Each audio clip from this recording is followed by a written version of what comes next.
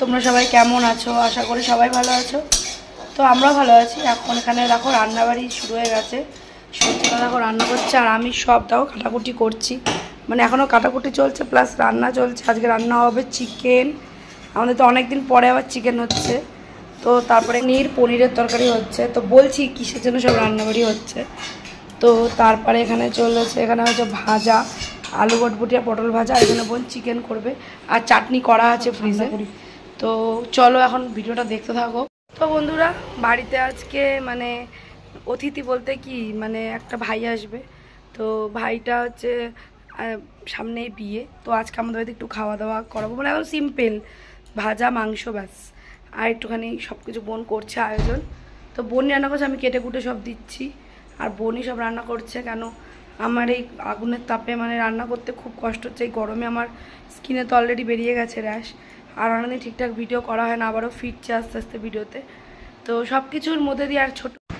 তো এখানে দেখো বোন এখানে চিকেন রান্না করছে। তো রান্নাটা হয়ে এসছে আর রান্নাটা খুব সুন্দর হয়েছিল। আর এখানে দেখো আমি সাজিয়ে গুছিয়ে সব দিয়ে দিয়েছি। তো ভাইকে আর এখানে একটা জিনিস মিস ছিল, এখানে মাছটা মিস ছিল। মাছটা যখন ভাই খেতে বসেছিল তখন ভাইয়ের পাতে দিয়েছিলাম।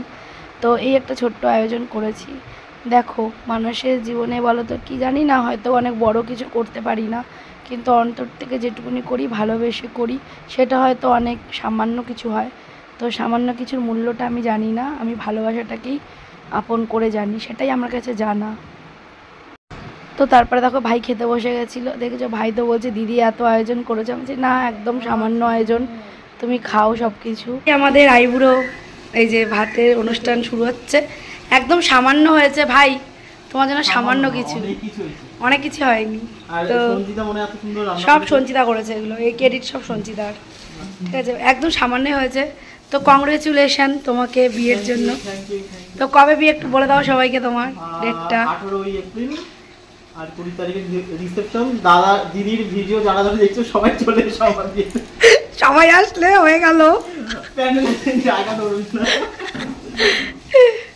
তুমি সুখে থাকো, ভালো থাকো, কারণ তুমি একটা খুব ভালো মানুষ, ঠিক আছে। আর সব কিছু তো আমাকে খুব হেল্প করে ভাই, খুব হেল্প করে, ঠিক আছে। তো চলো ভাই এবার স্টার্ট করো। এরকমই থেকো, অবশ্যই না চেঞ্জ হবে না।